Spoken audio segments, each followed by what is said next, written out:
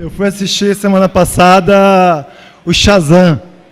Ri tanto como eu não ria faz tempo assistindo um filme de super-herói. Eu sou fã de super-heróis. Vou assistir a todos, embora às vezes não tem dinheiro, não tem tempo. A Ana me apresentou os X-Men quando a gente ainda estava noivo, há mais de 15 anos. E de lá para cá eu tenho realmente me apaixonado. Eu já conheci a Mulher Maravilha e o Super-Homem, eu digo isso a meu favor. E eu adoro pensar nos super-heróis. Na verdade, toda essa história de superpoderes e de tudo mais, eu acho que bate tanto com o cristianismo. Eu adoro pensar no Flash. Imagina se eu pudesse vencer minha ansiedade e estar em todos os lugares imediatamente, e não precisar pegar trânsito e ficar estressado no trânsito. Já pensou se você tivesse alguns desses superpoderes? Não tem só eles, não? Você pensa em outros superpoderes, como o do Superman, a força, voar, a vida eterna. Tem tantas coisas que esses super-heróis exemplificam.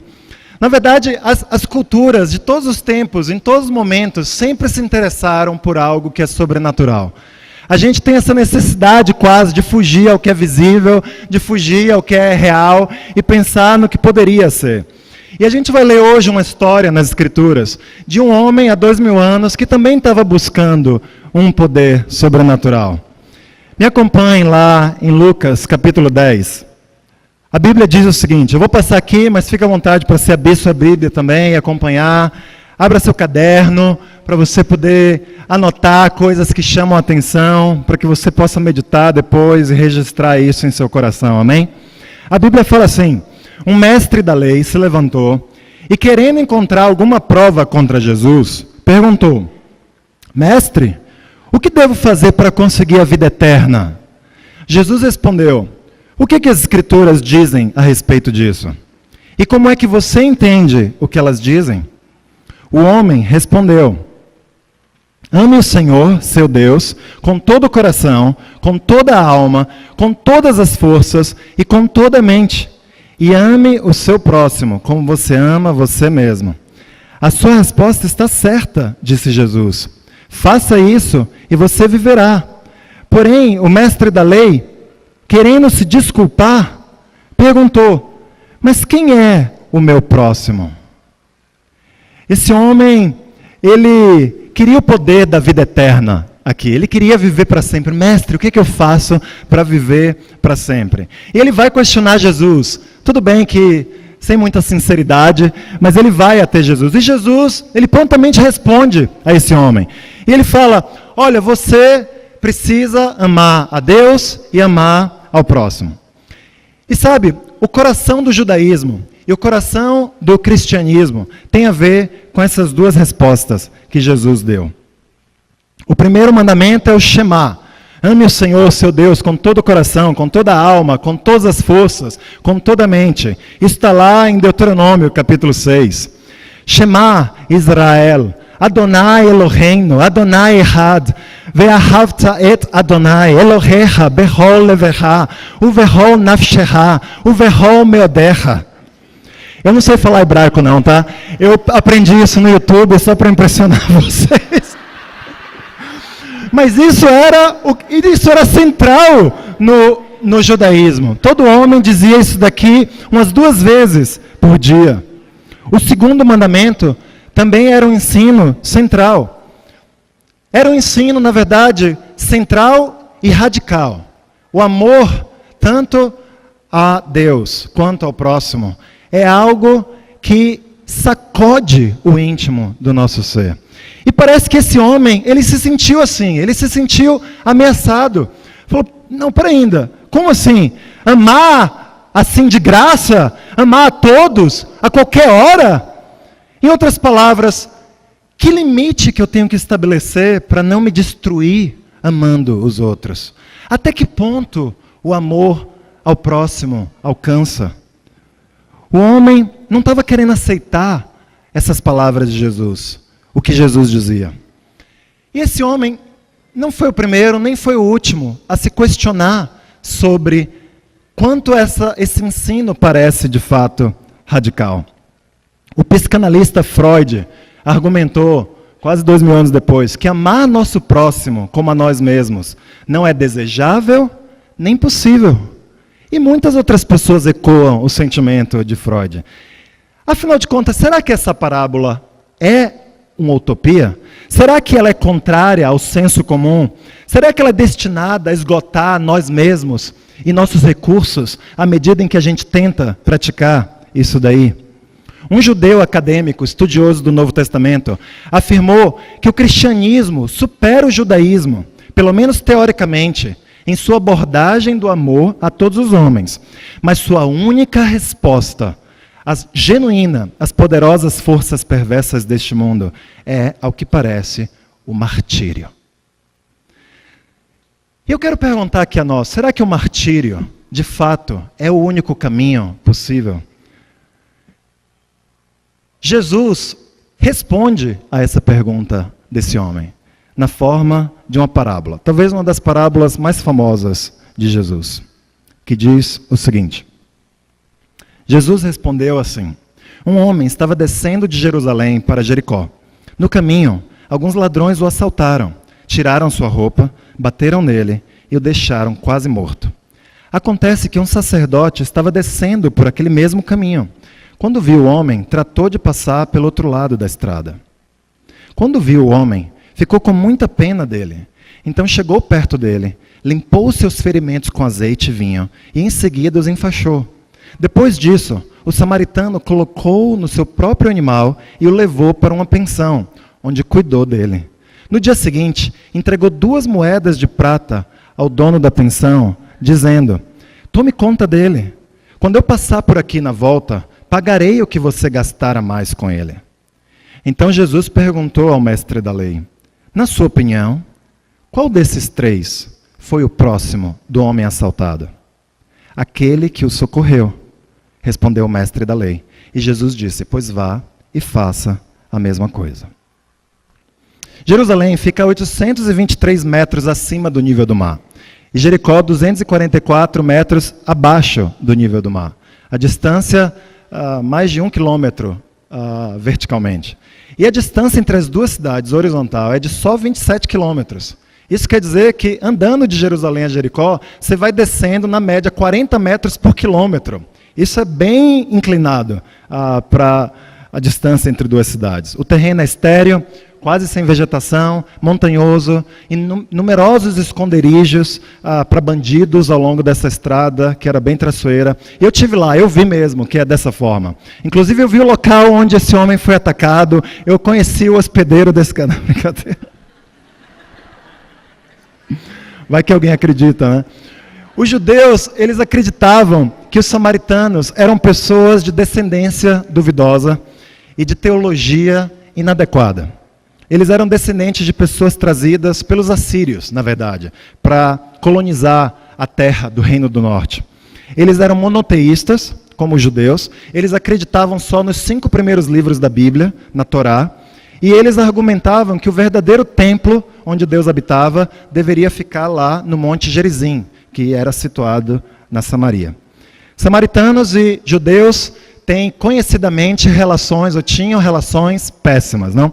Eu vou mencionar um texto só que eu li da época, para a gente ter uma ideia de quão péssima esse relacionamento, essa relação era. Filhas de samaritanos são vistas como menstruadas do berço, e portanto impuras. E os samaritanos transmitem impureza a qualquer coisa abaixo deles, ou que eles toquem. O contato com o cadáver, estou dando algumas informações aqui para a gente entender a parábola. O contato com o cadáver causava contaminação durante 7 dias, de acordo com a lei judaica. E exigia medidas de purificação, que inclusive tinham custos financeiros. Você precisava se purificar e fazer coisas que iam custar dinheiro seu. Os sacerdotes, eles eram proibidos de ter contato com cadáveres, exceto os de parente próximo. Mas se você fosse um sumo sacerdote, você não podia tocar nem mesmo no cadáver de um parente seu que tivesse morrido. Os judeus também acreditavam que a impureza era transmitida não só quando você tocava num cadáver, mas também quando você tocava em algo que o cadáver havia tocado, ou mesmo através do ar, se você se colocasse debaixo da sombra de um cadáver. E talvez Por conta disso, o sacerdote e o mestre da lei passaram para o outro lado, porque existiam tradições judaicas que diziam que você devia manter pelo menos 2 metros de distância de um cadáver, para que você não corresse o risco de ser contaminado. Por outro lado, a gente também tem umas 2 outras crenças comuns entre os judeus que precisam ser consideradas para a gente entender o texto. Primeiro, os judeus eles eram obrigados, por motivos religiosos, a enterrar um cadáver abandonado, até porque isso causaria contaminação de outras pessoas. Segundo, pelo menos para a maioria dos judeus, todas as leis, mesmo as leis de pureza, não deveriam impedir você de salvar uma vida. Ou seja, se você visse uma pessoa que estava correndo um perigo real de vida, então as leis eram meio que suspensas para que você fosse e ajudasse aquele indivíduo. E aqui na parábola, como que esse homem é descrito? Um homem que parecia morto, né? Ou seja, ou ele estava morto e era um cadáver, e alguém deveria ajudar ele e enterrar o cadáver, ou ele estava quase morto e estava, portanto, correndo risco de vida, e também dessa forma, alguém deveria ir ajudá-lo. Jesus ensina que o amor não tem um limite onde a gente pode olhar e dizer, eu já alcancei esse limite. Não dá para a gente dizer, eu vou escolher as pessoas que são do meu tipo, que eu quero amar. Como será que o mestre da lei escolheu ou esperava que Jesus ia responder essa pergunta? Quem era o próximo dele? Será que ele esperava que Jesus respondesse, o seu próximo são os judeus, os que fazem parte da aliança. Ou o seu próximo são as pessoas justas, as que realmente buscam justiça na vida. Jesus não responde dessas formas. O que Jesus acaba ensinando aqui é que o amor não permite que a gente imponha limites à definição de quem é nosso próximo. O que ele deu como resposta foi uma imagem concreta, uma imagem forte, que destruiu qualquer pensamento de limites para a misericórdia e para o amor. A resposta de Jesus, na verdade, essa parábola que ele contou, mostra que até a própria pergunta, quem é meu próximo, é uma pergunta inadequada de se fazer. A gente não deveria estar se perguntando quem é o meu próximo, porque nenhum pensamento é permitido de que um ser humano possa ser um não próximo. Um acadêmico, ele disse o seguinte a respeito dessa parábola: não se pode definir um próximo, só se pode ser um próximo. Não podemos dizer antecipadamente quem é o próximo. São a proximidade e a necessidade que definem o próximo. Outro acadêmico comentou, o amor não começa definindo seus objetos, ele os descobre. E também, enquanto a simples proximidade não cria amor, o amor cria a proximidade. A parábola ressalta que esses 3 valores cristãos, que a compaixão, que a misericórdia, que o amor, são os fatores chaves na vida de um seguidor de Jesus. Essa parábola ensina para a gente que o princípio de que o mandamento do amor se sobrepõe, o princípio de que o mandamento do amor se sobrepõe a todas as outras coisas. Quando Jesus usa um samaritano como o herói da passagem, em vez de um israelita qualquer, Jesus cria um cenário bem embaraçoso para o mestre da lei. O samaritano, na história, é quem sabe demonstrar compaixão. Ele é quem compreende o que é amar um estrangeiro. Se sacerdotes e levitas, como todo homem judeu, repetem o Shema 2 vezes ao dia, por que é um samaritano que mostra na prática, o que o mandamento do amor significa? O mestre da lei aqui, ele estava tentando estabelecer um limite para a obrigação dele de amar o próximo. Mas Jesus destruiu qualquer conceito de limite no cristianismo. Não podemos dizer a Deus, eu cumpri minha obrigação, Deus. Eu posso parar agora. Eu cheguei lá. E por causa disso, eu acho que essa parábola chega a ser irritante, se a gente for honesto o suficiente. Porque ela não permite a gente desviar nossos olhos das necessidades ao nosso redor. Ela elimina qualquer limite para a nossa obrigação de ajudar alguém em necessidade. No judaísmo, se buscava perfeição moral. Mas Cristo ensina que a perfeição verdadeira vem de se amar o próximo. Você não precisa ser perfeito para amar. Qualquer um pode amar. Mas se você amar o próximo, Deus tornará você perfeito. Se você realmente vir o próximo ao seu lado, Deus o tornará perfeito. Se você estiver realmente presente com o próximo, Deus o tornará perfeito. Se você realmente estiver disposto a assumir riscos pelo próximo, então Deus o tornará perfeito. Essa parábola, como a maioria das escrituras, ela está relacionada à nossa identidade. Quando as pessoas perguntavam a Jesus, o que eu tenho que fazer, Jesus? Jesus questionava elas, bem, que tipo de pessoa você é? A resposta à segunda pergunta também responde à primeira pergunta. A mulher samaritana, lá no poço, que era imoral, ele mandou que trouxesse o homem com quem ela vivia. Aos fariseus, que amavam o dinheiro e o status, ele mandou que largassem suas tradições. Ao jovem rico, que era avarento, Jesus mandou que ele vendesse tudo. E eu quero perguntar, se Jesus fosse falar algo para você, o que ele mandaria você fazer? Em outras palavras, quem que é você hoje? Qual é a sua identidade diante de Deus? O que você tem usado na sua vida para você se preencher? O que Jesus veria na sua vida que só faz mal a você e você continua fazendo mesmo assim? Eu não conheço todos aqui pessoalmente, mas eu sei que você é alguém que quer ser preenchido. Que você é alguém que quer satisfazer os vazios que há dentro de você. Que no fundo deseja um superpoder também. Você pode não gostar dos filmes da Marvel, mas você também quer um poder sobrenatural. Alguma coisa que te preencha. E muitos de nós, a gente tem tentado preencher esse vazio com relacionamentos, com sexo, com bebida, com diversão. Mas isso tem funcionado? Isso tem funcionado na sua vida? Você se sente preenchido correndo atrás dessas coisas? Outros de nós já vimos que essas coisas não fazem sentido. E a gente se voltou para a religião. E a gente faz o que a gente acha suficiente para Deus ficar feliz conosco. E por isso a gente fica se justificando. A gente fica querendo convencer os outros, e principalmente a nós mesmos, de que a gente é um bom seguidor de Jesus. Eu sou um bom discípulo, eu ando aqui nessa igreja há muitos anos, eu tenho feito bem toda a minha vida. Para com isso. Não tem bons seguidores de Jesus aqui. Você não tem amado o suficiente. Não importa quem você é, não importa quem eu sou. É isso que Jesus está dizendo para mim, para você. Por um lado, Jesus diz, se você quer a vida eterna, não tem outro caminho senão amar.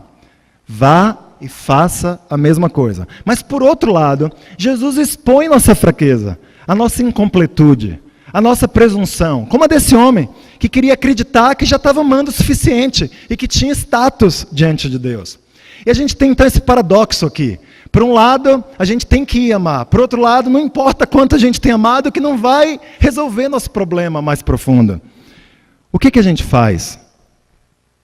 Antes de contar essa parábola, o Evangelho de Lucas diz o seguinte a respeito de Jesus. Em Lucas 9:51. Como estava chegando o tempo de Jesus ir para o céu, ele resolveu ir para Jerusalém. Jesus teve essa interação com o mestre da lei no caminho a Jerusalém. Ele estava indo para Jerusalém para morrer por nossos pecados.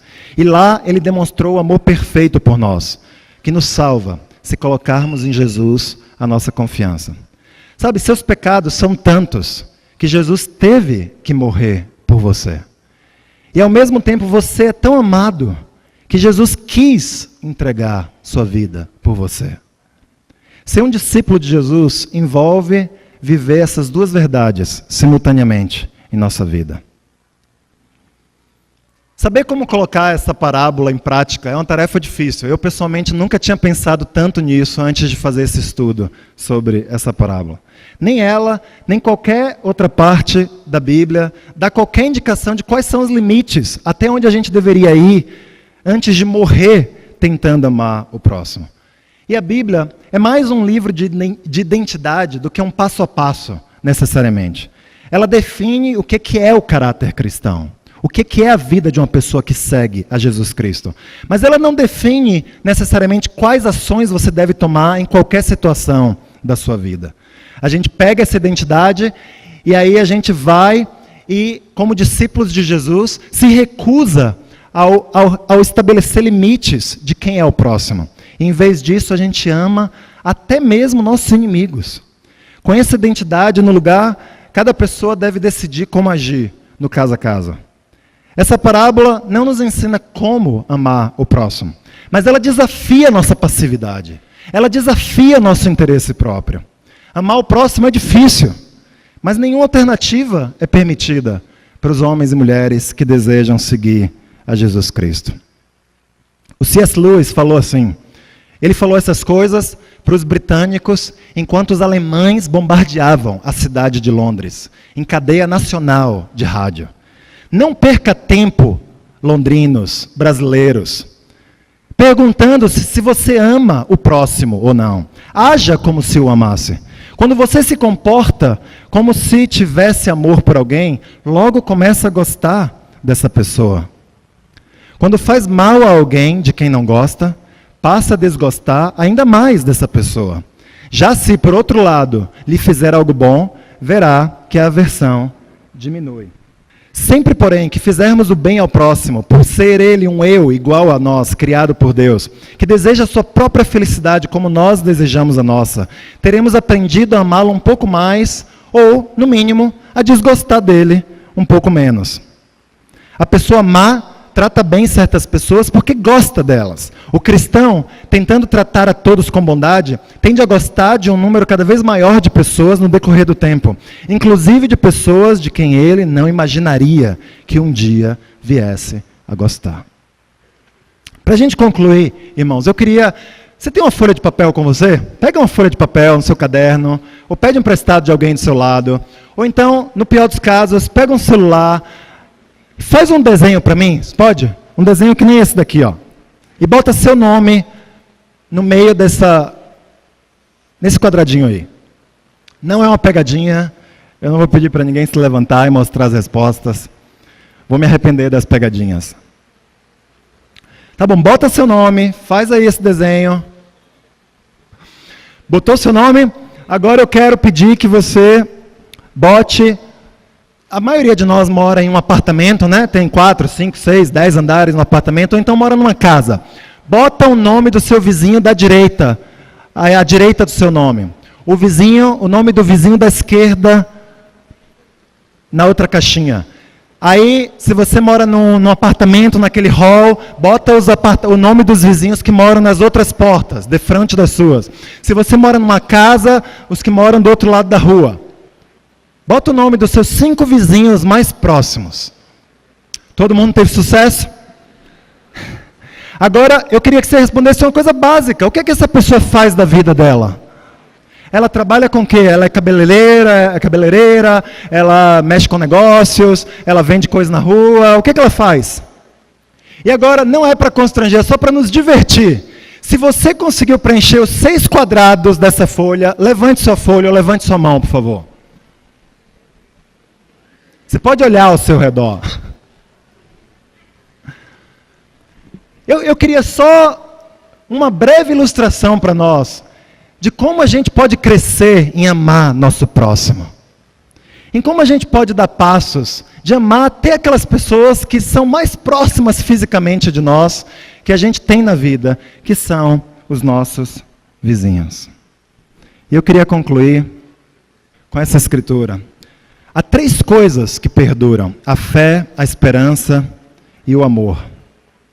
E a maior destas é o amor. Irmãos, que sejamos um povo que ama sem limites. Vamos orar. Obrigado, Pai, porque o Senhor contou essa parábola para nós, desafiou esse mestre da lei, desafia nós até hoje e ao mesmo tempo nos inspira. Nós queremos seguir o Senhor. O Senhor não definiu limites ao seu amor por nós, e por isso nós estamos aqui. Éramos inimigos do Senhor, Pai. E o Senhor fez o impensável para vir atrás de nós. Pai, nos ajuda a ter fé de que é possível viver uma vida assim. É possível viver buscando fazer o bem. É possível e desejável fazer o bem ao próximo. No meio do caminho, vamos ver nosso egoísmo, vamos ver o quanto somos caídos, o quanto somos egoístas, o quanto nos interessamos por nós mesmos. E nesses momentos, Pai, sabemos que Jesus foi até a cruz por causa de nós e nos perdoa e vai nos dar força para a gente levantar a cabeça e continuar seguindo, amando o Senhor e amando o próximo. Pelo privilégio que o Senhor nos dá de viver nessa vida que faz sentido, que nos dá esperança e um propósito na vida. Te oramos tudo isso gratos, em nome de Cristo. Amém.